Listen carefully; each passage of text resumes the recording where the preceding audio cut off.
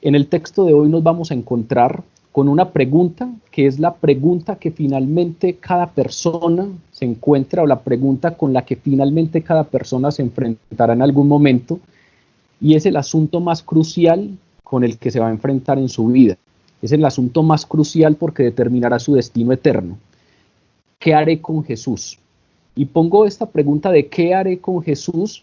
Porque paradójicamente, irónicamente, uno de los que sentenció, o aquel que estuvo encargado de la sentencia directa de Jesús, Pilato, fue alguien que, según la palabra, se formuló esta pregunta: ¿qué haré con Jesús?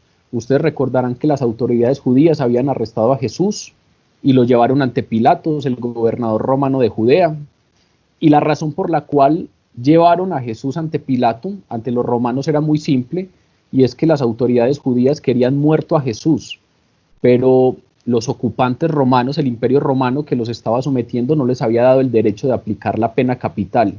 Entonces los judíos necesitaban la aprobación de una autoridad romana para poder condenar a alguien a la pena capital. Pilato examina a Jesús y después de examinar a Jesús, declara: ningún delito hallo en este hombre, y como no encontró allí ningún delito, pues quería liberarlo, pero no solamente es que no encontrara ningún delito, sino que su deseo de liberarlo se intensificó. Nos dice Mateo que se intensificó porque su esposa le mandó a decir: no tengas nada que ver con ese justo, porque hoy he padecido muchos sueños a causa de él. Muy seguramente eso intensifica el deseo de Pilatos de dejarlo libre. No sabía qué hacer. La palabra nos narra que había una costumbre, y la costumbre era soltar a un preso, al preso que ellos pidieran durante la Pascua, y entonces el gobernador Pilato pidió a la multitud que escogiera entre Jesús y Barrabás, un preso famoso, pero esto lo hizo suponiendo que pedirían la libertad de Jesús. Sin embargo, no contaba con que los principales sacerdotes y las autoridades judías y los ancianos persuadieron a la multitud para que pidiera a Barrabás y para que pidieran que Jesús fuera crucificado. Narro todo esto, que no tiene directa relación con el texto que abordaremos hoy, y que estoy seguro que muchos de ustedes están familiarizados con esta historia que acabo de mencionar, y lo narro porque fue en ese momento en que Pilato quería liberarlo y se le ocurrió una idea, y era preguntarles para ver si era Jesús el que querían liberado por la Pascua. Fue en ese momento en el que se vio en esa sin salida, porque pidieron fue a Barrabás, se sintió frustrado, y en ese momento de frustración, según el capítulo 27 de Mateo, en ese momento la pregunta que se hizo Pilatos fue: ¿qué haré pues con Jesús llamado el Cristo? Porque la multitud, agitada por los principales sacerdotes, estaban gritando para que lo crucificaran. Y entonces lo único que se le ocurrió a Pilatos fue hablarles otra vez preguntándoles qué mal ha hecho este, como queriendo persuadirlos para que pidieran era Jesús en liberación. Pronunció 3 veces la inocencia de Jesús, y después de pronunciarla oficialmente 3 veces, debió haberlo dejado libre. Sin embargo, ya se había metido en ese alboroto de colocarlo al lado de Barrabás para que fuera el pueblo quien lo pidiera. Y entonces, al ver que no podía hacer nada, es en ese momento en el que se lava las manos delante del pueblo diciendo: inocente soy yo de la sangre de este justo, allá ustedes. Lo hizo obviamente porque el pueblo estaba pidiendo a grandes voces que fuera crucificado, pero también lo hizo porque los líderes judíos lo estaban amenazando con informar al emperador de que era un líder inepto. Recuerden que le dicen algo que vamos a estudiar más adelante en este Evangelio de Juan, en el capítulo 19, si a este sueltas, entonces no eres amigo del César, porque todo el que se hace rey se opone al César. Y entonces Pilato, queriendo satisfacer al pueblo, hizo lo que ellos pedían. Se formuló la pregunta: ¿qué haré con Jesús? Pero no respondió bien a su propia pregunta sobre Jesús. Lo consideraba inocente, tenía incluso miedos por los sueños de su esposa, pero no lo reconoció como hijo de Dios y lo mandó a crucificar. La multitud también muy seguramente se encontró con esa invitación de Jesús, con la pregunta: ¿qué haremos con este? Y tampoco respondieron bien a esa pregunta sobre Jesús. Habían anhelado durante generaciones al Mesías, y cuando por fin llegó le rechazaron y exigieron su crucifixión. Incluso aceptaron la responsabilidad que tenían frente a la ejecución de Jesús y dijeron: su sangre sea sobre nosotros y sobre nuestros hijos. A menos que se arrepintieran después, todos sabemos entonces cuál fue el destino final de estas personas, y es que estuvieron eternamente condenados, o estarán eternamente condenados por la respuesta que le dieron a la pregunta fundamental que en algún momento tuvieron enfrente. De esa misma forma, a lo largo de los siglos, millones incontables de personas han estado frente a esa decisión, y algunos han tomado una decisión adecuada y otros han tomado una decisión inadecuada o equivocada en lo que respecta a Jesucristo. Solo hay una respuesta adecuada frente a esa pregunta: confesar que Jesús es el Señor, creer en el corazón que Dios lo levantó de entre los muertos, reconocer que en ningún otro hay salvación, porque no hay otro nombre bajo el cielo dado a los hombres en el que podamos ser salvos, confesar los pecados delante de Él, delante de quien tiene potestad en la tierra para perdonarlos, e inclinarnos sumisos, reconociéndolo como Señor soberano. Esa es la única respuesta a esa pregunta. Quienes lo hagan así, hoy nos vamos a dar cuenta que Jesús les promete salvación, y quienes no lo hagan así también tendrán entonces que enfrentar el juicio eterno. Hoy vamos a estudiar capítulo 7 de Juan, de los versículos 37 al 52, y se van a dar cuenta que estos versículos describen una situación típica en la que algunas personas se enfrentan a esta pregunta fundamental. Hay una primera parte del texto en donde Jesús hace una invitación, y hay otra segunda parte del texto en donde nos vamos a encontrar con unas respuestas. Es una escena que ocurre 6 meses antes de la crucifixión. Recuerden que Jesús estaba en Galilea y se había ido para Jerusalén. Estamos más o menos hablando de los meses de septiembre, octubre, y se va a Jerusalén porque debe asistir a la fiesta de los tabernáculos, y 6 meses después volverá a Jerusalén en la primavera siguiente, en la Pascua, y entrará ya para ser capturado, arrestado, finalmente crucificado y para resucitar. Esto entonces que vamos a estudiar hoy ocurre 6 meses antes de la Pascua en la que Jesús fue crucificado. El escenario, como ya acabo de mencionarlos, es la fiesta de los tabernáculos, una de las 3 principales fiestas de los judíos, de la tradición judía, que como ya hemos mencionado, al menos todos los varones israelitas están obligados a ir a Jerusalén en estas 3 fiestas y presentarse en el templo. Y es allí, en este escenario, en donde Jesús plantea una pregunta sobre su identidad. Y esa pregunta la plantea en forma de una invitación a creer en Él. Y luego hay una reacción de las personas que las escuchan.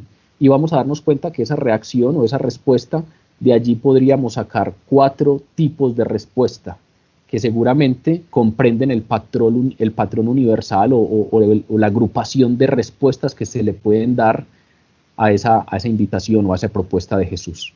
Nos vamos a dar cuenta que hay algunos que están totalmente convencidos de Jesús, de quién es Jesús, y creen en Él.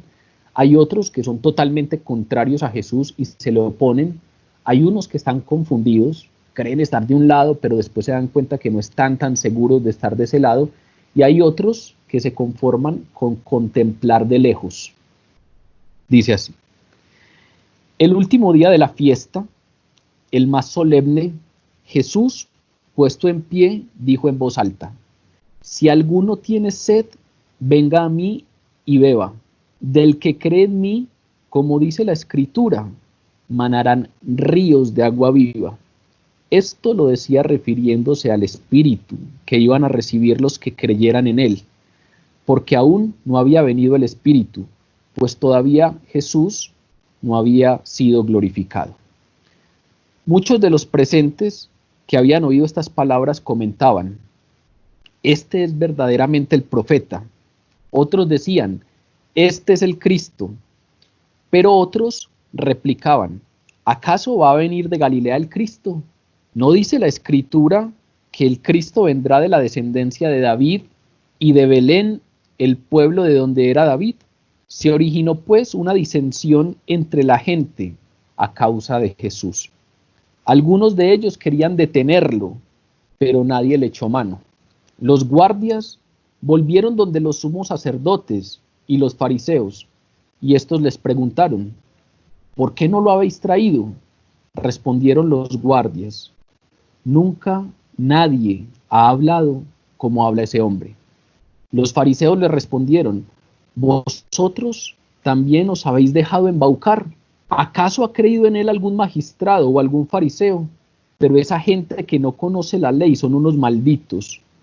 Les dijo entonces Nicodemo, que era uno de ellos, el que había ido anteriormente a Jesús de noche: ¿acaso nuestra ley juzga a un hombre sin haberle oído antes y sin saber lo que hace? Ellos le respondieron: también tú eres de Galilea. Indaga y verás que de Galilea no sale ningún profeta. Vamos entonces a comenzar el texto acercándonos un poco a los dos primeros versículos, a los tres primeros versículos del 37 al 39, y vamos a encontrar allí una invitación directa que hace Jesús. En el último y gran día de la fiesta, estamos en el último día de la fiesta de los tabernáculos, ¿y qué pasa allí? Jesús se puso de pie y alzó la voz, gritó, diciendo: si alguno tiene sed, venga a mí y beba. Y el que cree en mí, como dice la Escritura, de su interior correrán o manarán ríos de agua viva. Y esto dijo acerca del Espíritu que iban a recibir todos los que creyesen en él, porque el Espíritu Santo aún no había venido, porque Jesús no había sido glorificado. Esta no es la primera invitación pública que hace Jesús de creer en él. Ya nos hemos encontrado, sobre todo durante este estudio del Evangelio de Juan, diferentes ocasiones en donde Jesús se presenta como el Hijo de Dios y hace una invitación para creer en él. Tampoco es la primera vez que Jesús se describe o describe la salvación que él propone como agua viva. Recuerden ustedes la conversación que tuvo anteriormente en el pozo cerca de Samaria con la mujer samaritana, y Jesús le dice: si tú supieras quién es el que te habla, tú le pedirías a él y él te daría el agua viva. Él te daría el agua, que el que la tome no volverá a tener sed jamás. Entonces no es la primera vez que Jesús se levanta a hacer una invitación pública para que crean en él, y tampoco es la primera vez que describe la salvación en términos de agua viva. También ha utilizado analogías similares. Acabamos de estudiar el discurso del pan de vida. Yo soy el pan vivo bajado del cielo. El que come de mi carne y el que bebe de mi sangre no perecerá. Yo lo resucitaré en el día postrero. Entonces Jesús viene haciendo algunas analogías al respecto de la salvación que está presentándose. En este caso particular se está apoyando en unas imágenes que sobre todo el profeta Isaías es muy reiterativo en presentarnos. En Isaías logramos encontrar estas asociaciones que se hacen de la salvación al agua viva.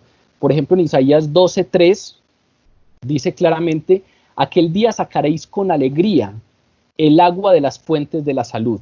Aquel día que venga la salvación, sacaréis con alegría el agua de las fuentes de la salud. Se relaciona esta obra que va a hacer Dios con ese asunto del agua. Pero luego en el capítulo 55 nos dice: oh vosotros sedientos, venid a las aguas, aún los que no tenéis dinero. Es decir, todos aquellos que estén sedientos, vengan a las aguas. No importa que si creen que tienen algo para dar a cambio, no importa. Todos los sedientos, venid a las aguas. Entonces es muy probable que los oyentes de Jesús en ese momento ya hayan escuchado en diferentes ocasiones alusiones a la salvación a través de la figura del agua y del agua viva. Entonces no es la primera vez que Jesús se refiere a esa invitación a través de las palabras del agua, y es muy probable que tampoco esté hablando de algo totalmente desconocido para sus oyentes. Ya es probable que ellos hayan escuchado alusiones porque eran conocedores de la palabra, se reunían en el templo constantemente a estudiar la palabra. Fuera de eso, en la tierra relativamente seca de Israel, la sed era una imagen muy apta para la necesidad de salvación personal. Si Jesús estaba hablándole a los oyentes cuyo contexto normal era el clima desértico, hablarles de la sed para hacer alusión a su necesidad espiritual, a su necesidad de salvación personal, era algo que muy seguramente no iba a ser extraño para sus oyentes. ¿Cuándo hace esta invitación Jesús? Nos dice la palabra que la hace en el último y gran día de la fiesta, y ya sabemos que es la fiesta de los tabernáculos. Empezando el capítulo 7, Juan nos habla de que la fiesta a la que se dirige Jesús es la fiesta de los tabernáculos, y se levanta en el último día. Y el último día de la fiesta es el gran día de la fiesta. Es una fiesta que, si ustedes revisan el capítulo 23 de Levítico, en donde se instaura y nos describen la fiesta, nos hablan de una fiesta que dura 7 días, se llama la fiesta de los tabernáculos, porque ellos allí están celebrando la salida de Egipto, y entonces van a Israel y crean tiendas. Los forasteros crean tiendas en las calles, carpas. Los que viven en Jerusalén hacen tiendas en las terrazas y durante 7 días viven en esas tiendas que se llaman los tabernáculos, y con eso están conmemorando lo que vivieron sus padres cuando salieron de Egipto y vivían en tiendas de campaña en todo el recorrido del desierto mientras los guió Dios. Y recuerden estas descripciones hermosas de la palabra cuando nos dicen cuando iban caminando por el desierto, siempre tenían una columna de nube que los iba guiando durante el día y una columna de fuego que los iba guiando durante la noche, y allí tenían constantemente esa presencia protectora de Dios. Y entonces, a manera de memorial de esto que les menciono en esa salida de Egipto, pues había una gran fiesta que era la de los tabernáculos. Durante 7 días todos los judíos debían ir a Jerusalén, los varones judíos, algunas mujeres. Las mujeres no estaban obligadas, los varones judíos sí, y se iban a Jerusalén y lo celebraban de esta manera. Pero el último día era un día especial. Vean lo que dice Levítico 23:36. Durante 7 días presentarán ofrenda al Señor, pero el último día, el 8º día, tendrán una santa convocación y presentarán al Señor una ofrenda encendida en asamblea solemne, y ese día no harán trabajo servil. Es decir, para ellos ese día era un día de reposo, un día solemne, un día de guardar. No debían trabajar, sino que era un día de una ceremonia solemne. Es en ese día de la ceremonia solemne en el que Jesús se levanta y grita lo que acabamos de leer. El que cree en mí, como dice la escritura, de su interior correrán ríos de agua viva. El que tenga sed, venga y beba. Es en ese contexto en el que Jesús lo dice. Ya había sucedido antes que Jesús gritara. Hace 8 días nos dimos cuenta que en este discurso que hace Jesús, también Juan nos dice, lo dijo alzando la voz, lo dijo gritando, lo dijo recalcando la importancia de las palabras. Así como ya había sucedido antes, que nos lo dice el versículo 28, en este caso Juan nos vuelve a decir que Jesús se puso de pie, alzó la voz e invitó a oírlo. Instó a que todos escucharan su invitación. Esa importancia del mensaje de Jesús se enfatiza porque Jesús se puso de pie. Si revisamos las costumbres y tradiciones de los judíos de la época, los rabinos normalmente estaban sentados cuando enseñaban. Entonces es muy probable que cuando Jesús estaba ahí en el templo, todos los que estaban enseñando estuvieran sentados y todos los oyentes estaban sentados, de manera que no era habitual que el que fuera a hablar, el que fuera a proclamar algo estuviera de pie, como pasa hoy en día con mucha frecuencia en las iglesias, en los grupos de oración, en donde el que está enfrente compartiéndonos una predicación, una enseñanza, normalmente está de pie, y entonces puede pasarnos de largo este detallito de Juan que dice se puso de pie. Pero realmente no es un detalle menor. Todos están sentados y suele el que va a enseñar estar sentado, pero en este caso Jesús se pone de pie y alza la voz, grita, y estas palabras que leemos al respecto del que tenga sed, venga a mí, las dijo parado y las dijo en voz alta, en voz fuerte. Usar el agua para ilustrar esa verdad sobre Él, usar el agua para describirnos lo que Él puede hacer en nuestra vida, fue una manera muy inteligente de Jesús de capitalizar una ceremonia de mucha prominencia durante la fiesta. No son palabras aleatorias las que usa Jesús, porque hay una característica fundamental en la fiesta de los tabernáculos. que en algunas versiones bíblicas la van a encontrar como la fiesta de las cabañas o la fiesta de los refugios. Pero hay una característica muy importante en esta fiesta, y es que todos los días había un ritual importante con agua. Esa ceremonia ustedes no la van a encontrar prescrita en el Antiguo Testamento, pero se había vuelto una tradición en los siglos anteriores al tiempo de Jesús.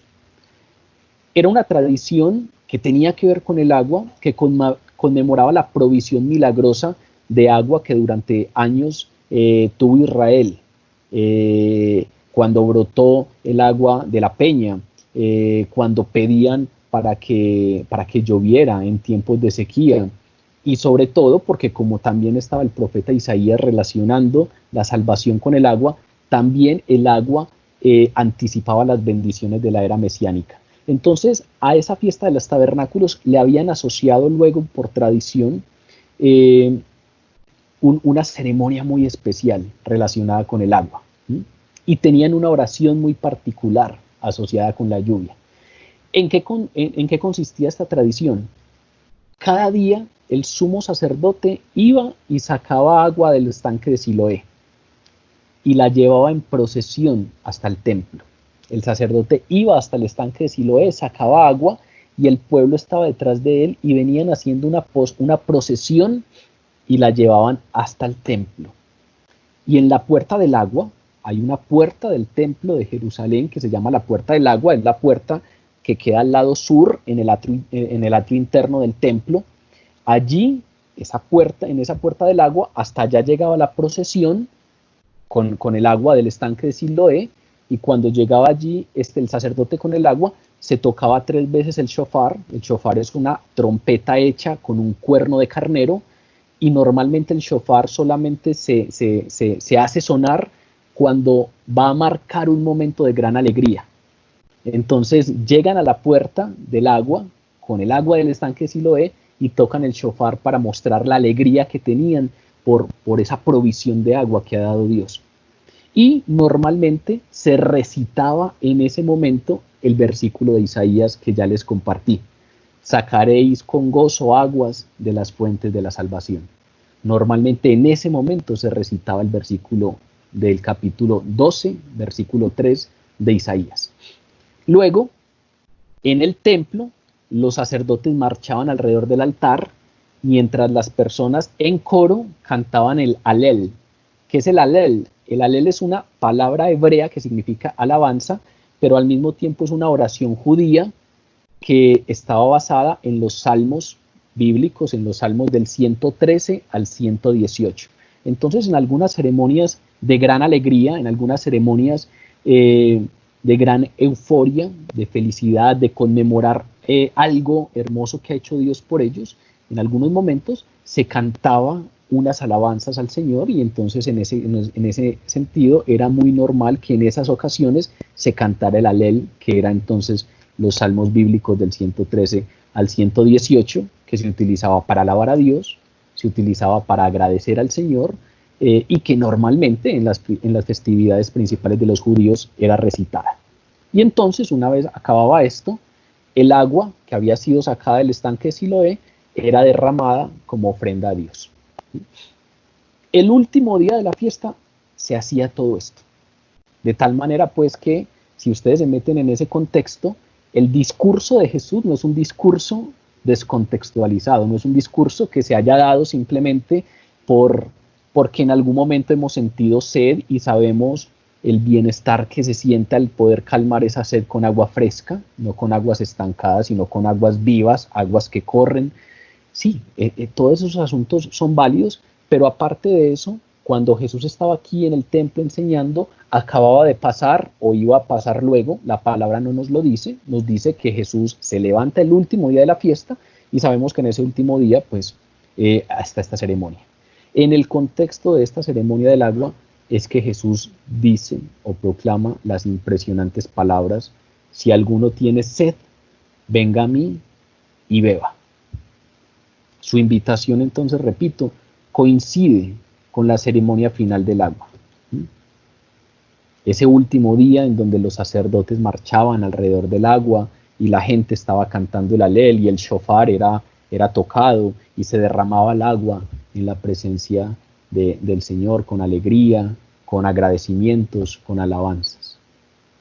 ¿Qué estaba haciendo Jesús? Jesús estaba invitando a las almas sedientas a venir a Él por agua espiritual. Jesús estaba invitando a las almas sedientas a venir a Él por el agua dadora de vida. Es como si les estuviera diciendo, en lugar de ir a aquella fiesta por el agua física y temporal de la ceremonia, vengan a mí, que soy el único que puede darles agua espiritual, dadora de vida para la eternidad. Esa ceremonia es temporal. Esa ceremonia es caduca en algún momento. En cambio, vengan a mí, que yo puedo darles agua viva. Agua que el que beba de ella no va a tener sed jamás. Jesús entonces les cambia el enfoque. Pasa de la necesidad de las bocas sedientas en el desierto, porque esta ceremonia de las aguas tenía todo que ver con el calor del desierto, con la necesidad de que brotara agua de la peña. A nosotros nos dicen, Moisés le pegó a la peña con la vara y salió agua, y a nosotros simplemente nos queda hasta ahí la imagen.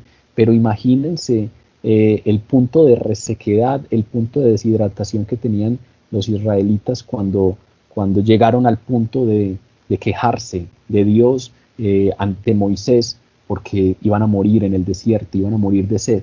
Y son esas aguas vivas que hace brotar Dios los que calman esa sed. Y eso es lo que está en la memoria de los israelitas. Pero Jesús cambia el enfoque.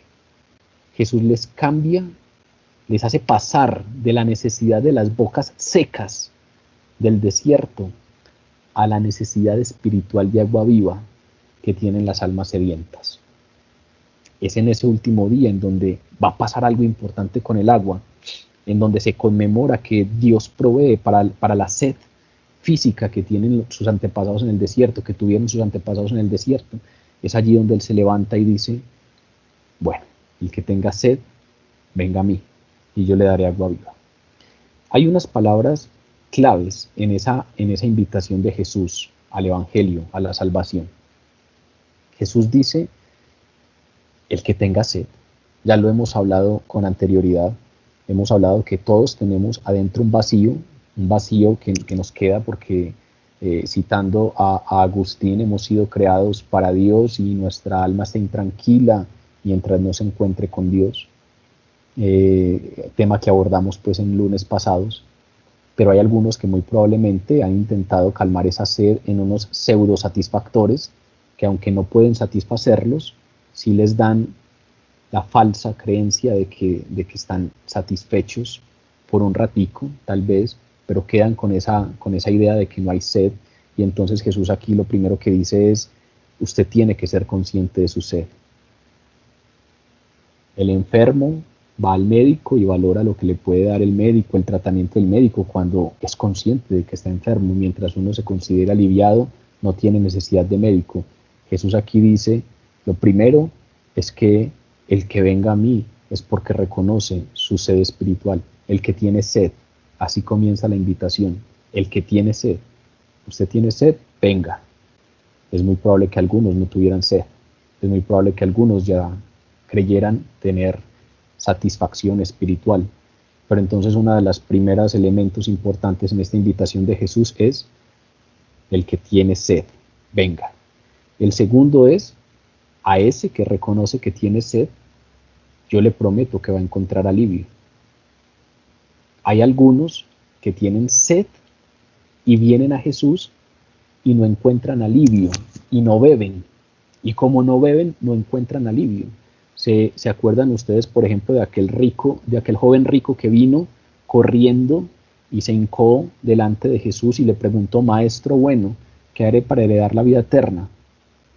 Y Jesús le dice, pues cumple lo que dice la Escritura. Y él le dice, ya todo lo he cumplido. Y finalmente Jesús le dice, bueno, pues ve y vende todo lo que tienes y dáselo a los pobres. Y él no bebió. Él dice la palabra que se fue triste, se fue sin saciar su sed. Entonces hay algunos que al parecer sí tienen sed y vienen, pero no beben. Jesús dice, ¿tienes sed? Venga, pero fuera de eso les dice, encuentren alivio. Beban para que encuentren alivio. Hay algunos entonces que vendrán y no tendrán el arrepentimiento sincero. Habrá algunos que no considerarán que necesitan el Salvador y que tienen otros medios y por lo tanto no beberán, pero hay algunos que reconocen su sed y saben que solamente en Él se encuentra alivio y beben. Y el tercer elemento fundamental de esa invitación de Jesús es que dice Jesús que del interior de los que beban correrán ríos de agua viva. Es decir, Jesús de ninguna manera pretendía que los creyentes fueran charcas donde se estancara el agua. En lugar de eso dice, todos los que crean en mí y beban, de su interior manarán ríos de agua viva. Y Jesús dice, como dice la Escritura, de su interior manarán ríos de agua viva. Pero si uno revisa la Escritura, esas palabras de Jesús no son una cita directa a ningún versículo del Antiguo Testamento, pero al parecer reflejan pasajes, muchos pasajes, entre ellos tal vez uno de los más directos, es el capítulo 47 de Ezequiel, de los versículos 1 al 9, donde Jesús dice cosas como que en aquel momento él traerá agua que quite la sed de todos los que a él se acerquen y que luego correrán ríos que no serán aguas estancadas, sino que correrán ríos. Y fuera de eso también en Zacarías dice, aquel día habrá una fuente abierta para la casa de David y para los habitantes de Jerusalén, para la purificación del pecado. Hay algunos versículos del Antiguo Testamento que se relacionan con esto. Jesús al parecer coge de varios de ellos y dice, así como dice la Escritura, del que beba de mí, de su interior luego correrán ríos de agua viva. Ese tercer elemento entonces nos dice que los creyentes son canales a través de los cuales se envía a otros los ríos de agua viva. Que los creyentes son canales para dos cosas, para evangelizar a los perdidos, para dar a conocer a los que aún no conocen de Dios, que es el objetivo principal acá, en este texto, pero también para edificar a los santos. Es decir, hay algunos que no creen y esos que no creen necesitan ser evangelizados, pero hay algunos que ya creen, pero necesitan ser edificados, necesitan ser guiados, necesitan ser consolados, necesitan a alguien que los escuche, necesitan a alguien que les dé un consejo, necesitan a alguien que los empuje un poco cuando se están quedando, necesita a alguien que los pastoree, necesitan un amigo que esté atento para que no nos enfriemos un poco. Y entonces Jesús aquí está diciendo, el que bebe de mí no solamente va a saciar su sed, sino que el que bebe de mí no será un agua estancada. De su interior correrán ríos de agua viva para evangelizar a los perdidos y para edificar a los santos, para edificar a los que ya creemos. Ese es el agua viva, el canal por el que corre el agua viva. Nosotros somos canales por los que puede saltar y correr el agua viva del que en algún momento hemos bebido y del que procuramos beber constantemente. Juan aquí hace una anotación que es muy linda, como que está escribiendo el discurso de Jesús y en algún momento hace como una anotación propia, como que para que nosotros los que luego íbamos a leer su evangelio entendiéramos, hace una pequeña anotacioncita por ahí. Vean que nos dice, y esto lo dijo acerca del Espíritu que había de recibir los que creyesen en él. Como que de pronto nos íbamos a perder un poco con ese asunto de que de los que beban de él manarán ríos de agua viva, y entonces para que no nos perdiéramos un poquito, Juan hace una anotacioncita ahí, esto lo dijo del Espíritu. Es decir, esa obra a través de la cual después salta ríos de agua viva que pueden alcanzar a los que aún no creen o pueden alcanzar a los que ya son creyentes, pero en algún momento necesitan consuelo, necesitan edificación, necesitan guía, necesitan consejo, etc. Es la obra del Espíritu Santo en nosotros. Terminan estos versículos primeros diciéndonos que esta notica que hace Juan la hace fundamentalmente porque cuando Jesús habló estas palabras, la promesa del Espíritu que habían de recibir los que creyesen en él era futura, porque aún no había venido el Espíritu Santo. Y no había venido el Espíritu Santo, nos dice este texto, porque Jesús aún no había sido glorificado. Y ese comentario de Juan, de que esto lo dijo por el Espíritu Santo, y después nos aclara que es que el Espíritu Santo no había venido, ese comentario amerita una explicación para que no malinterpretemos la obra del Espíritu. Jesús, en este texto, no está diciendo que el Espíritu Santo no estuviera presente o que no estuviera activo en ese momento en el que se están pronunciando esas palabras. Y tampoco dijo que el Espíritu Santo no estuvo presente y estuvo activo en la historia redentora pasada, es decir, en lo que había pasado de ese momento hacia atrás. Lo que estaba diciendo ahí Jesús es que el don del Espíritu vendría para los creyentes y por medio de él recibirían un poder único para el ministerio, para evangelizar, para dar a conocer el evangelio a los que no creen y para edificar a los que ya creen. Lo que nos está diciendo es, por medio del Espíritu es que somos capacitados para poder hacer estas cosas. Pero más adelante lo veremos en un capítulo que estudiaremos, en el capítulo 14 de Juan, que Jesús dice algo particular que nos podría dar luces para lo que estamos estudiando hoy. En el capítulo 14 de Juan, versículo 17, Jesús le dice a sus discípulos: al Espíritu de verdad vosotros le conocéis, porque mora con vosotros y estará en vosotros. Es decir, en ese momento todavía Jesús no había sido glorificado, Jesús todavía estaba en su ministerio terrenal antes de ser crucificado, y en ese momento le dice a sus discípulos: el Espíritu de verdad, al Espíritu de verdad vosotros lo conocéis porque mora en vosotros. Claro, también sabemos que luego también, después de eso, en el aposento alto, en la última cena, Jesús prometió la venida futura del Espíritu Santo. Entonces, ¿qué es lo que está pasando ahí? Jesús en algún momento dice que el Espíritu no había venido, pero en algún momento también dice: el Espíritu ya mora en vosotros. Lo que se está afirmando aquí, lo que Juan nos está queriendo decir, incluso con el comentario que hace después en el capítulo 14, es que sin la presencia del Espíritu, nadie, en ninguna era de la historia de la redención, nunca, nadie sin la presencia del Espíritu, ni en el Antiguo Testamento, ni en la época de Jesús, nunca nadie en la historia de la redención puede salvarse. Nadie puede recibir poder para servir, nadie recibe poder para testificar, nadie recibe poder para guiar a otros en la comprensión de las Escrituras, y nadie recibe poder para orar como conviene si no es por el Espíritu. Es decir, siempre el Espíritu ha sido protagonista de la historia de la redención. Lo que está diciendo Jesús aquí, y Juan con su nota de que el Espíritu aún no había llegado, no es porque el Espíritu no esté activo y presente. Lo que se hace es darnos un mensaje claro de una diferencia que se iba a dar cuando comience la era eclesial. En el Antiguo Testamento hay numerosas referencias a la obra del Espíritu Santo. Si uno revisa los salmos, el Salmo 51, por ejemplo, dice: no me eches de delante de ti y no me quites tu Espíritu Santo.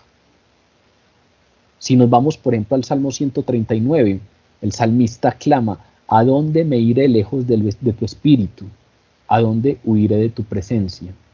Ahí está el Espíritu. El salmista en el Salmo 143 nos dice: enséñame a hacer tu voluntad, porque tú eres mi Dios. Tu buen espíritu me guíe a tierra de rectitud. Es decir, a los salmistas, a David, a los profetas, a los jueces, a todos los guiaba era el Espíritu Santo. Nunca en la historia de la redención nadie puede salvarse, recibir poder para evangelizar, para testificar, para servir, para guiar, para nada, si no es por el Espíritu Santo. ¿Qué pasa? Pues desde el profeta Ezequiel se empieza a dar una profecía, una promesa para nosotros, y es que en aquellos días, y nos están hablando de la época, de la era eclesial, pondré dentro de vosotros mi espíritu y haré que andéis en mis estatutos y guardéis mis preceptos y los pongáis por obra. Sí hay una gran diferencia en el día de Pentecostés, y es que en el día de Pentecostés todos los creyentes tienen el Espíritu. Antes de Pentecostés es el Espíritu el autor del arrepentimiento y la regeneración. No duden de eso. Pero antes de Pentecostés no todo el pueblo tenía el Espíritu. El Espíritu venía sobre unos elegidos. El Espíritu incluso venía de manera temporal. Nos dice, por ejemplo, el libro de los jueces, que en ocasiones venía el Espíritu Santo sobre uno de los jueces, habitaba en él, esta persona era levantada y guiaba al pueblo, sobre todo en casos de que necesitaba salirse del yugo de algún pueblo opresor, y después, cuando pasaba esa amenaza, el Espíritu le dejaba. No quiere decir entonces que no estaba activo el Espíritu Santo y que no era protagonista de la historia de la redención, pero sí quiere decir que después de Pentecostés, todos los creyentes, todos, recibimos el Espíritu de manera total y permanente, de una manera normativa. Desde ese momento el Espíritu Santo está en nosotros, desde el momento en el que creemos. Recuerden lo que dice Pablo en Romanos: si alguno no tiene el Espíritu, tampoco es de Cristo. No se engañen. Todos los que somos de Cristo tenemos el Espíritu Santo. Si alguno no lo tiene, es porque no es de Cristo. Esas dos cosas vienen unidas. Después de Pentecostés, todo el que cree tiene el Espíritu Santo, lo cual no pasaba antes de Pentecostés. Jesús en este momento no había sido glorificado. Y entonces el Espíritu Santo viene de esta manera, viene a todos los creyentes de manera permanente, solo después de que Jesús es glorificado. Es decir, muere, resucita y asciende al cielo. En este momento Jesús no había sido glorificado y por lo tanto, para ser muy claros, quienes en ese día en que Jesús se levantó a decir estas palabras, respondieron de manera correcta a la invitación de Cristo, desde ese día recibieron el agua viva de la salvación. Desde ese día creyeron en Jesús y fueron salvos. Pero el Espíritu Santo, estos no lo recibieron sino de manera completa varios meses después, en el día de Pentecostés, después de la muerte, la resurrección y la ascensión de Jesús, que fue lo que le pasó a los discípulos. Los discípulos creyeron en Jesús, le reconocieron como Señor, como Mesías, fueron salvos, pero solamente sobre los discípulos vino de manera plena y permanente el Espíritu Santo en el día de Pentecostés. Los últimos versículos, los versículos que siguen a continuación, que van del versículo 40 al versículo 52, nos narran las respuestas que se le dan a esa invitación de Jesús. Ya revisamos en qué consistía esa invitación. Ya revisamos que se dio en un contexto específico de una ceremonia del agua. Ya revisamos que hay una propuesta directa de venga a mí y beba. Y fuera de eso, saltarán ríos de agua viva.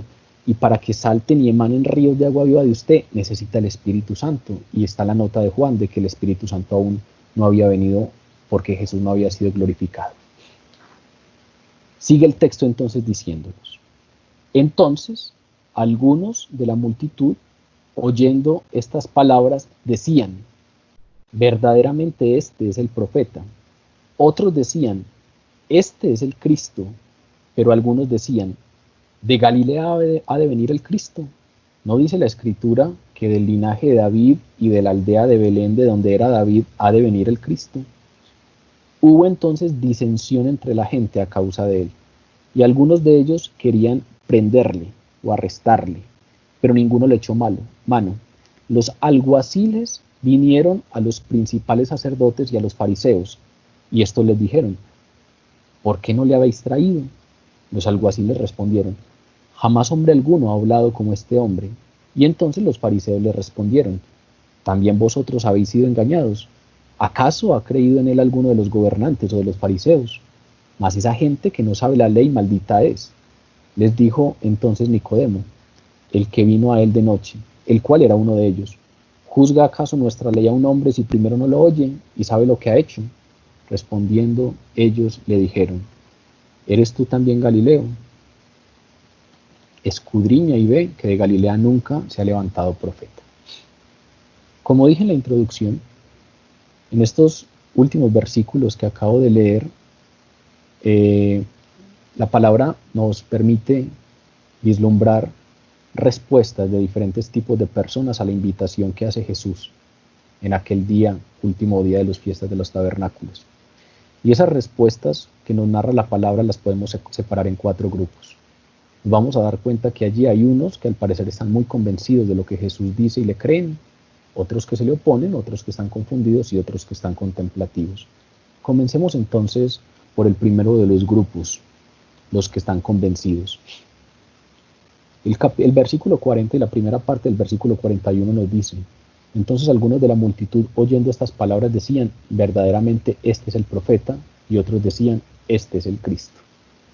Cuando algunos de la multitud oyeron las palabras de Jesús, cuando algunos de la multitud oyeron esta predicación, cuando él se pone de pie y grita y habla en voz alta y dice, cuidado con ese agua de allá, en vez de ir a ese agua de allá deberían venir acá, beba, el que tenga sed, beba de mí, venga a mí y beba, y calmará su sed. Cuando algunos escucharon esas palabras, se convencieron de algo. Incluso los convencidos, nos dice la palabra, que están divididos en 2 grupos. Hay unos convencidos que se convencieron, valga la redundancia, de que Jesús era el profeta del que escribió Moisés. Moisés, en el libro del Deuteronomio, en el capítulo 18, en el versículo 15, ustedes podrán encontrar una promesa que hace Dios a través de Moisés, y es que Moisés le dice al pueblo, profeta de en medio de ti, de tus hermanos, como yo, te levantará Dios y a él oiréis. Es decir, el pueblo tenía temor de que muriera Moisés, porque Moisés era el interlocutor frente a Dios. Moisés era el que iba a la presencia de Dios y luego venía y les decía que quería a Dios. Moisés era aquel al que ellos recurrían cuando tenían insatisfacciones, cuando tenían problemas, cuando había disensiones, y él mediaba entre ellos. Moisés era aquel delante de quien ellos llevaban sus quejas, incluso quejas de Dios. Mejor nos hubiera sido morir en Egipto, Dios nos va a dejar morir aquí de hambre. ¿A quién le pronunciaban esas palabras? A Moisés. Cuando muy probablemente empieza a estar cerca la muerte de Moisés, hay una promesa, y esa promesa es, no se preocupen, que en medio de ustedes y de sus hermanos, Dios les levantará profeta como yo. Esto en el pueblo judío era muy relacionado al Mesías. Cuando se esperaba el Mesías, hay algunos que lo relacionaban con David, que era más un líder político, pero había otros que lo relacionaban con esta promesa que había hecho Dios a través de Moisés. De tal manera pues que hay algunos que se convencieron de las palabras de Jesús y proclamaron, verdaderamente este es el profeta. Vean el artículo que se utiliza. Este es el profeta. No están diciendo, este es uno más de los profetas, este es uno más de los muchos profetas que nos ha enviado Dios. No, verdaderamente este es el profeta del que nos habló Moisés, que habría de venir. Algunos entonces relacionaban a Jesús con ese profeta. Dentro de la tradición judía, algunos consideraban que ese profeta era el Mesías. Otros consideraban que ese profeta que habría de venir era el precursor del Mesías, es decir, el que vendría antes del Mesías, ¿sí? Pero como mínimo, estas personas de las que se nos está hablando en este versículo, vieron a Jesús como un gran profeta. Vieron a Jesús como o el Mesías o el precursor del Mesías. Aunque su conocimiento y aunque su convencimiento no fuera completo, al menos estaban convencidos de que Jesús no era un charlatán que hablaba en nombre propio, sino de que Jesús era enviado de Dios, era un enviado de Dios, era el enviado de Dios. Hay otros, que nos lo dice la primera parte del versículo 41, que tenían una comprensión más clara de quién era Jesús y decían, este es el Cristo. Es decir, estos no tenían ninguna duda, no lo relacionaban con ningún profeta. Este es el Cristo. Recuerden que Cristo es la palabra griega para el término hebreo Mesías. Es decir, cuando dicen este es el Cristo, están diciendo no tenemos que esperar. Aquel que tanto hemos esperado, aquel del que se nos ha anunciado durante tantos años, ya llegó. Este es el Cristo. Estos entonces, aunque antes estaban intimidados por miedo a las autoridades judías, ahora estaban convencidos de la identidad de Jesús. Ahora esas palabras que pronunció Jesús los habían convencido y entonces proclamaban abiertamente que él era el Mesías que estaban esperando. Estos obviamente hacen parte del remanente de Israel, hacen parte de esa manada pequeña de la que nos habla la palabra, que le reconocen. Estos son sedientos espirituales que aceptaron la invitación de Cristo de venir a Él y de beber el agua viva, y entonces le creyeron, estaban convencidos. Pero la segunda parte del versículo 41 hasta el 44 nos habla de algunos que son totalmente contrarios a estos. Pero algunos decían, de Galilea ha de venir el Cristo. ¿No dice la Escritura que del linaje de David y de la aldea de Belén, de donde era David, ha de venir el Cristo? Y entonces por eso hubo disensión entre la gente y algunos querían arrestarle, pero ninguno le echó mano. Como nos dice claramente la palabra, no todos estaban convencidos de la autenticidad de Jesús. Mientras unos estaban dispuestos y convencidos, mientras unos lo aceptaban al menos como el gran profeta, o algunos otros lo consideraban el Mesías, otros seguían siendo escépticos. ¿Qué preguntan? ¿De Galilea ha de venir el Cristo? Eso es una pregunta burlona. Eso es una pregunta que espera una respuesta negativa. Es como quien no hace una pregunta esperando realmente que alguien lo ilustre, sino quien burlonamente formula una pregunta obvia, retórica, una pregunta que no necesita respuesta. ¿De Galilea ha de venir el Cristo? Es como diciendo, obviamente este no puede ser el Cristo, porque de Galilea no se levantará el Cristo. ¿Será que el Mesías puede venir de esas lejanas tierras de Galilea? Parece absurdo frente a la sofisticación de la gente de Judea. ¿Cómo no se va a levantar el Mesías entonces de aquí, de Jerusalén, de Judea? Pero por otra parte, había algunos que al parecer contendían de manera distinta e insistían en otras preguntas. ¿No dice acaso la Escritura que el Mesías debe venir del linaje de David y que debe nacer en la aldea de Belén, de donde era David, y que de allí entonces también debe venir el Cristo? Para mérito de estos, hay que reconocerles que tenían dos puntos de vista válidos. Si uno revisa las Escrituras, en el Antiguo Testamento, allí se revela claramente que el Mesías, el Cristo esperado, vendría del linaje de David y que debería nacer en Belén. Si revisamos, por ejemplo, el profeta Miqueas en el capítulo 5 nos dice claramente que de Belén saldría el Mesías. Entonces hay que reconocer algo en estos contrarios a Jesús, y es que tenían dos puntos válidos. Sin embargo, a pesar de tener dos puntos válidos, no examinaron la situación completamente, porque de haberlo hecho, habrían descubierto que Jesús satisfacía esos dos criterios. Jesús descendía de David y Jesús nació en Belén. Estos simplemente de manera precipitada suponían que como Jesús se había criado en Nazaret, entonces daban por sentado que debía haber nacido allí. No les interesaba investigar un poco más, no les interesaba preguntar, no les interesaba profundizar en las credenciales mesiánicas de Jesús. Más bien daban por sentado esto, y eso era razón válida para quererle preso. ¿Será que de Galilea puede venir el Cristo? No debería venir del linaje de David, y de la aldea de Belén debería nacer. Y entonces Juan, a renglón seguido, nos narra que procuraban prenderle, procuraban entonces arrestarlo.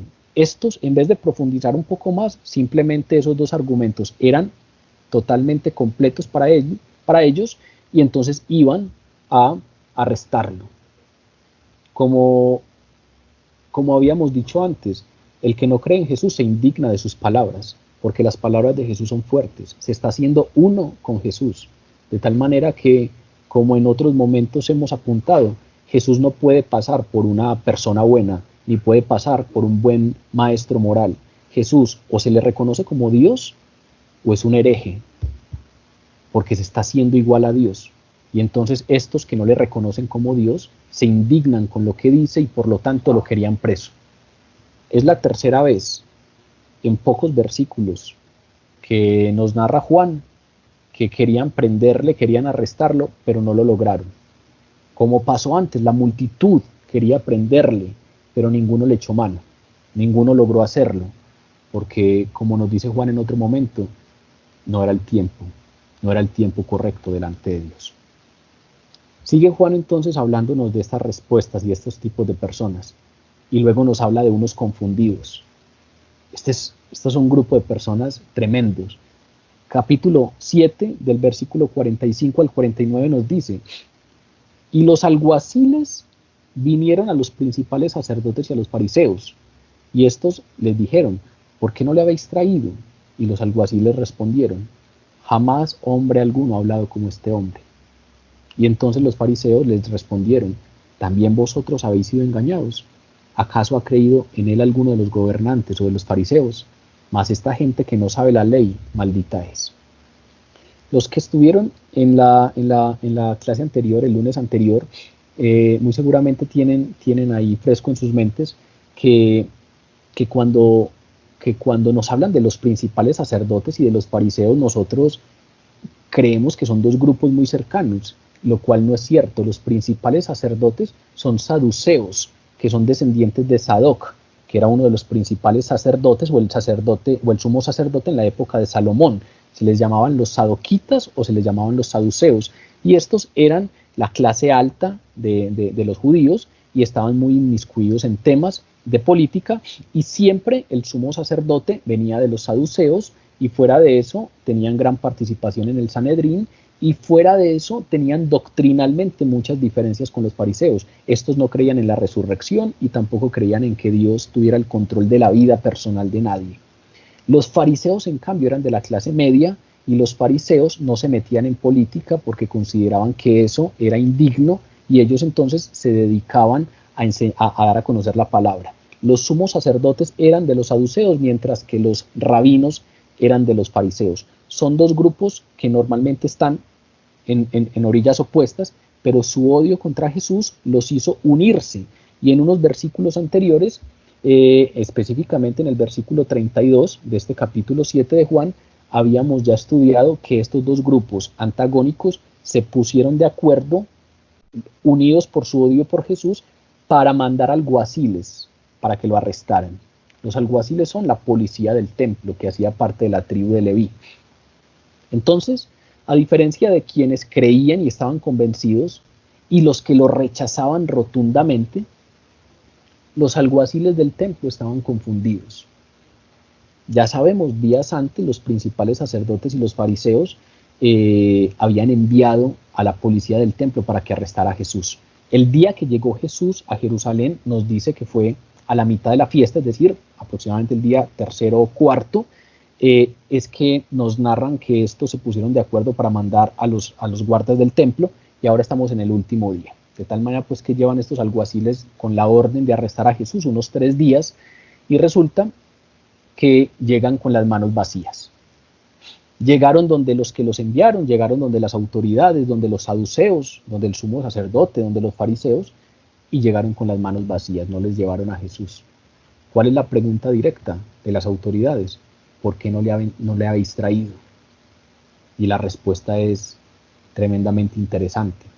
Los alguaciles no afirmaron que la multitud se los impidió, aunque así pudo haber sido, porque ya habían muchos convencidos de que Jesús era el Mesías, y muy probablemente un arresto público habría sido un alboroto y no habría sido fácil, y por lo tanto era tal vez muy plausible, muy creíble que algún intento de arresto en público habría sido impedido por las multitudes. Pero estos alguaciles no llegan afirmando ante las autoridades que la multitud lo había impedido. En lugar de eso, expresaron desconcierto, expresaron sorpresa. Dijeron: jamás, nunca, hombre alguno ha hablado como ese hombre. La policía del templo no era cualquiera, eran levitas entrenados en lo religioso, porque dentro del templo no estaban sino estos. Y a pesar de que eran levitas entrenados en asuntos religiosos, las palabras de Jesús los asombraron. Imagínense a algunos que han sido educados en asuntos religiosos que tienen una misión de ir a arrestar a Jesús, que se van con plena decisión para arrestarlo y cumplir la misión que les fue encomendada, y sin ni siquiera poner mucho interés, lo escuchan de rebote porque están ahí en el mismo lugar, pero las palabras de Jesús tienen tanta autoridad y las palabras de Jesús penetran tan fondo en el corazón y las palabras de Jesús son tan especiales y la sabiduría de Jesús es tan superior que estos, que no necesariamente hacen parte de sus seguidores, sino que hacen parte, representan a los que se le están oponiendo, lo escuchan y abiertamente vienen y dicen: es que nunca nadie ha hablado como este hombre. Es como si tuvieran, en otras palabras, que reconocer delante de las autoridades: no lo trajimos, no por miedo a la muchedumbre, no porque la multitud nos lo haya impedido, sino porque nos queda la duda. ¿Cómo íbamos a arrestar a un tipo que habla como él? ¿Cómo íbamos a traer preso a alguien que habla como él? Definitivamente tiene algo distinto. Definitivamente no es como cualquier otro. Es como si tuvieran que reconocer un poco que él los había alcanzado a confundir. Estos confundidos, no nos dice la palabra que creyeron en el Mesías, pero tampoco lo rechazaron abiertamente. Simplemente no sabían qué hacer con él. ¿Qué haré con Jesús? Esa es la palabra con la que arrancamos. La pregunta, ¿qué haré con Jesús? Es la pregunta que se hizo Pilatos. Estos no saben qué hacer con esa pregunta. Están atrapados entre el poder y la gracia del mensaje de Jesús y el odio que sienten los líderes religiosos. Y ellos estaban ahí en el medio, paralizados e inactivos. ¿Qué le responden entonces los fariseos? Enfurecidos con estos alguaciles, con estos levitas, con la policía del templo, porque no habían arrestado a Jesús, les respondieron: también ustedes han sido engañados. Y ese regaño de también vosotros habéis sido engañados, en forma de pregunta, no buscaba poner en duda o reprender a los alguaciles por su falta de profesionalismo. Ya sabemos que estos eran miembros del templo, no iban a poner en duda el profesionalismo de ellos, sino que la respuesta, la pregunta que les hacen está directamente cuestionando es su falta de discernimiento espiritual.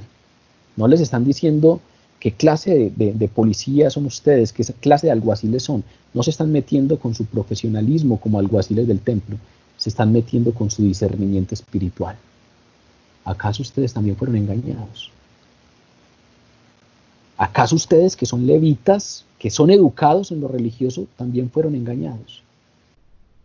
Es como si estuvieran acusando a los alguaciles por su ingenuidad religiosa. ¿Cómo es que un charlatán también los confunde a ustedes? Es como si dijeran: está bien que confunda a la multitud ignorante, pero a ustedes también los engañó, a ustedes también los confundió. Están las autoridades igualándolos con la multitud ignorante, con la multitud que no ha sido educada en temas religiosos, porque estos al parecer también se dejaron engañar. En contraste, los fariseos se autojustificaron, siguieron preguntando: ¿acaso ha creído en él alguno de los gobernantes o de los fariseos? ¿Acaso hemos creído en él nosotros? Ustedes se dejaron engañar. ¿Acaso hemos creído en él nosotros? Es decir, es un argumento arrogante que implica el mensaje de que si Jesús de verdad fuera el Mesías, pues entonces nosotros, que somos los expertos religiosos, habríamos sido los primeros en reconocerlo. Como si estuvieran diciendo: si él de verdad fuera el Mesías, nosotros lo sabríamos, nosotros nos habríamos dado cuenta. Pero ¿acaso alguno de nosotros ha creído? No se dejen engañar, que nosotros no hemos creído. Esa gente no sabe de la ley. Esa gente no sabe del Antiguo Testamento, no sabe de las tradiciones rabínicas.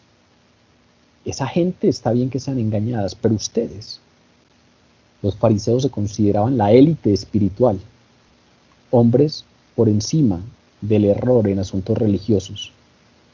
Y entonces, en sus cabezas, Jesús podría engañar a los que no tenían educación Ellos pensaban que Jesús podría engañar a los crédulos, Jesús podía convencer a los de mente simple, pero en los alguaciles era intolerable. Véannos a nosotros, que somos las autoridades religiosas, y nosotros no hemos sido engañados. Recuerden lo que dicen tan duro: esa gente que no conoce la ley, maldita es. Esa plebe, ese pueblo, los corrientes, malditos son. De acuerdo a la posición farisaica, no son palabras de Dios, no son palabras del evangelista, son palabras de los fariseos. Consideraban que la multitud, por ignorar la ley de Dios, era maldita. Y entonces, ridiculizando a la multitud, apelaron los fariseos al orgullo y al deseo de prestigio de los alguaciles para convencerlos de que no se dejaran engañar. Es decir, estaban intentando incitarlos para que tuvieran una respuesta frente a esa pregunta crucial: ¿qué haré con Jesús? Ya estos están como confundidos. Los estaban incitando para dar una respuesta que a ellos les conviniera. Tenían que tomar una decisión crucial, estaban ahí en un punto medio. Podían rechazar a Jesús e ir y arrestarlo y ganarse el aplauso de los líderes religiosos, o podían creer en él y muy posiblemente recibirían castigo por parte de las autoridades, pero recibirían la redención. El Evangelio nos deja ahí esa incógnita, esa duda abierta. Nos dice: estos alguaciles quedaron confundidos, pero no nos dice qué decisión tomaron finalmente.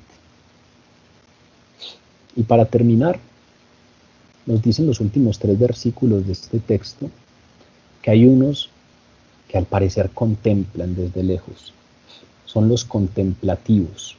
Les dijo Nicodemo, el que vino a él de noche, el cual era uno de ellos. Cuando dice de ellos, no está diciendo que era uno de los discípulos, sino uno de los de las autoridades judías. Recuerden que estudiamos en unos capítulos anteriores de Juan que Nicodemo vino a él de noche y fue el que le hizo la pregunta de qué debíamos hacer para ganar la vida eterna, y Jesús le responde: si no nace el hombre de nuevo, no podrá entrar en la vida eterna. Y Nicodemo le dice: ¿cómo puede ser eso? ¿Cómo puede un hombre volver a entrar en el vientre de su madre? Y Jesús le dice que nace del agua y del espíritu. Es de ese Nicodemo del que estamos hablando. Les dijo Nicodemo, el que ya había tenido un encuentro con Jesús, el que había venido a Jesús de noche, el cual era uno de las autoridades judías. ¿Juzga acaso nuestra ley a un hombre si primero no le oye y sabe lo que ha hecho? Y le dijeron: ¿eres tú también Galileo? Escudriña y ve que de Galilea nunca se ha levantado profeta. Primero, no era cierta la afirmación que le acabaron de decir los fariseos a los alguaciles. No era cierta esa afirmación de que todos los gobernantes religiosos habían rechazado de manera unánime a Jesús. No era cierto porque aquí la palabra nos está permitiendo ver que Nicodemo, que era un rabí prominente, era un rabino prominente, quizás uno de los maestros más preeminentes en Israel en aquella época, muy seguramente era una persona reconocida y notable, y además de ser un maestro notable, era una excepción notable, porque no toda la clase dirigente religiosa estaba unánimemente en contra de Jesús. Al parecer había al menos una excepción. Nicodemo al parecer era la excepción. No podemos ponerlo dentro de los convencidos porque la palabra no nos dice que estuviera convencido, aunque más adelante en el capítulo 19 Juan nos dice que se volvió uno de ellos. En el capítulo 19 Nicodemo, una de las autoridades judías, fue convencido de que efectivamente Jesús era el Señor y creyó en él y se volvió uno de los del grupo de Jesús, uno de los creyentes en Jesús, pero todavía no ha pasado. En este momento Nicodemo es un tipo de mente abierta, un tipo que está dispuesto a escuchar, que no cierra la puerta totalmente, que puede que le esté sonando algo, puede que haya algo ahí que le esté haciendo mella en el interior, y entonces es una gran excepción. Nicodemo no defendió abiertamente a Jesús.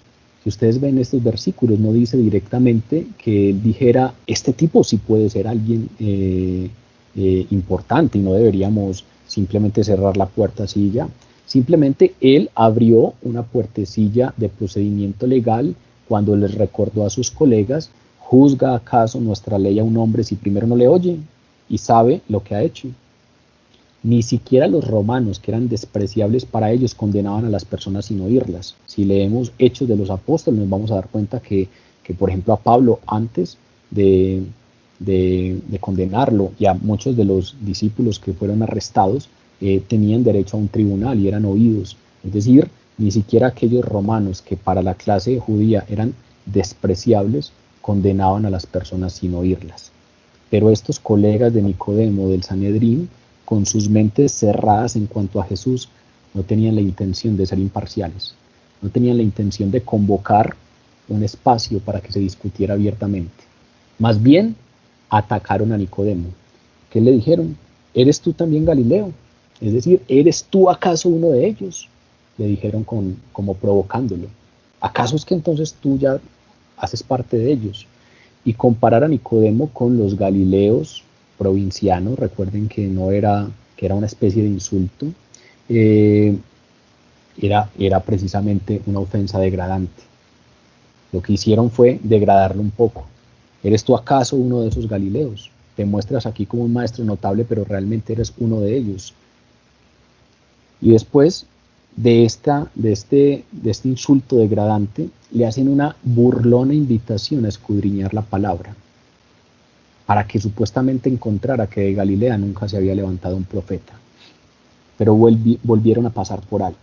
Tenían su mente tan cegada que ni siquiera aquello en lo que se creían diestros realmente lo eran, porque pasaron por alto de un modo muy conveniente para ellos el hecho, por ejemplo, de que Jonás, el cual era de una ciudad cercana a Nazaret, en la región de Zabulón, nos dice la narración pues, del segundo libro de Reyes, y nos dicen que Jonás era galileo. Es decir, pasaron por alto que efectivamente sí habían profetas galileos.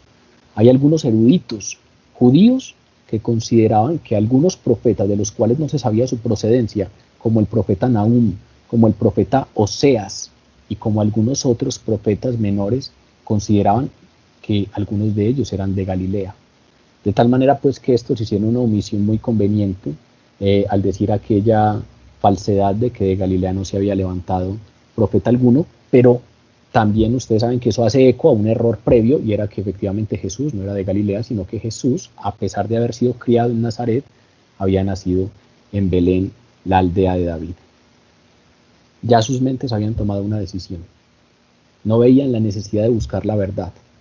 Pero ahí está Nicodemo, que a pesar de sus burlas, a pesar de que lo estaban insultando, él siguió buscando la verdad. A pesar de lo que le pasó ahí con sus colegas, la palabra nos dice que él siguió inquiriendo, siguió escuchando, siguió meditando, siguió haciéndose preguntas, y finalmente, por ahí en el capítulo 19 de Juan, nos vamos a dar cuenta que a la larga se encontró con Jesús como Señor y finalmente creyó en él. Tristemente, pues, no pasa lo mismo con muchos de sus colegas, los otros miembros del Sanedrín, que finalmente pidieron la cabeza de Jesús y pidieron su crucifixión. Para concluir, la tragedia de la humanidad es la separación de Dios. La tragedia de la humanidad es el pecado, la caída. Desde que se dio la caída por el pecado, en vez del jardín del Edén, tenemos un abismo. Y lo que hizo Jesús fue venir a restaurar nuestra relación con Dios, a calmar nuestra sed espiritual. Esa es la invitación de Jesús, que podamos calmar nuestra sed espiritual. Nosotros tenemos una responsabilidad frente a esa invitación, y es la pregunta con la que arrancamos. ¿Qué haré con Jesús? ¿Qué haré con su invitación? La invitación es muy clara. Si alguno tiene sed, venga a mí y beba. El que cree en mí, como dice la Escritura, de su interior correrán ríos de agua viva. ¿Qué haré yo con eso? Esa es la pregunta más importante de la vida, porque tiene consecuencias eternas. Hoy el texto que estudiamos Nos permitió conocer claramente la invitación de Jesús, pero también nos permitió acercarnos a algunas respuestas. Algunos abiertamente se declaran contrarios. Algunos, como los alguaciles, están confundidos. Hay algunas cositas que les suenan, otras no tanto. Están ahí en un punto medio. No sabemos para qué lado tirarán. Hay algunos que están en una actitud contemplativa. Puede que luego se decidan y sean más resolutos, como Nicodemo más adelante. Puede que haya algunos otros que se queden simplemente en esa actitud cómoda y contemplativa, mirando de lejos, muy abiertos a la verdad, muy abiertos a nuevas posturas, a diferentes puntos de vista, pero en esa actitud cómoda simplemente de estar ahí desde lejos revisando sin comprometerse con ningún punto. Y hay otros que están convencidos de que Jesús es el Mesías, el Salvador. Esos últimos son los únicos que estarán eternamente en su presencia. ¿Cuál es su respuesta? Eso finalmente es lo más importante de hoy. ¿Cuál es la respuesta que usted le da a esa pregunta? Muy seguramente algunos de nosotros, si estamos acá, es probable que no nos identifiquemos con el grupo de los contrarios. Es muy probable que no nos identifiquemos con los que definitivamente se oponen a Jesús. Pero es probable que estemos confundidos, que algunas cosas nos suenen y otras no nos suenen tanto. Es muy probable que seamos contemplativos, miremos un poco de lejos, estemos abiertos, vamos a algunas cosas, estamos ahí revisando, pero todavía a medias tintas. Y puede que haya otros que estemos convencidos. ¿Cuál es la respuesta? Lo más interesante de la invitación de Jesús es que a veces uno no sabe qué es lo que tiene que hacer. Yo quiero entregarme, pero ¿qué es lo que tengo que hacer? Yo quiero entregarme, pero es que yo sé que habría que hacer muchos cambios. Yo sé que tendría que empezar a cometer menos errores. Yo sé que tendría que empezar a portarme distinto. Yo sé que tendría que empezar a tener estilos de vida y posturas ante la vida distintas. Pero la invitación de Jesús es clara.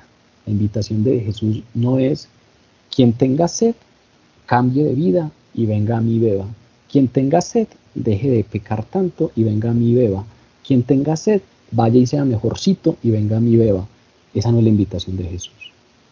La invitación de Jesús es: si alguno tiene sed, venga a mí y beba. Y se acabó. Y el que cree en mí, como dice la Escritura, de su interior correrán ríos de agua viva. Si tiene sed, venga. No se preocupe por los cambios que haya que hacer. Ya de eso se encargará Dios. No se preocupe por las cosas que va a hacer nacer transformadas. Esa es obra del Espíritu Santo, como nos lo dice aquí Juan. Usted solo venga y beba. No tiene que hacer nada más por ahora. Solo, si no está en la orilla de los convencidos, si están los contemplativos, si están los confundidos, lo único que tiene que hacer es decidirse y venir. Y de lo otro ya se encargará Dios. C.S. Lewis escribió un libro que se llama El regreso del peregrino. Y en este libro, Lewis nos habla alegóricamente de la llegada de un pecador, que él le llama John, a la iglesia. Un pecador viene a la presencia de Dios y se encuentra con la iglesia, que en esta narración alegórica, Lewis a la iglesia le llama Madre Kirk. El personaje que representa alegóricamente a la iglesia es Madre Kirk. Y ahí hay un diálogo entre John y Madre Kirk, que es un diálogo en donde resuena la misma invitación que nos hace Jesús en el texto de hoy. He venido a entregarme, dijo John. Está bien, dijo Madre Kirk. Has dado un largo rodeo para llegar hasta este lugar, a donde yo te habría traído en tan solo unos instantes, pero está muy bien. ¿Qué tengo que hacer?, le preguntó John. Tienes que quitarte los harapos, dijo ella, como ya ha hecho tu amigo, y luego tienes que sumergirte en estas aguas. Desgraciadamente, respondió él, nunca aprendí a nadar. No hay nada que aprender, dijo ella. El arte de bucear no reside en hacer nada nuevo, sino simplemente en dejar de hacer algo. Solo tienes que dejarte llevar. La respuesta del personaje que representa la iglesia es: lo que tienes que hacer simplemente es tírate al agua, sumérgete en estas aguas. Pero no sé nadar, ¿qué es lo que tengo que hacer? No sé nadar, no tienes que hacer nada. En ocasiones no consiste en hacer algo nuevo, sino por el contrario en dejar de hacer algo. Solo tienes que dejarte llevar. Es la misma invitación que hace Jesús. Si alguno tiene sed, venga a mí y beba. Y el que cree en mí, como dice la Escritura, de su interior correrán ríos de agua viva. Vamos a orar.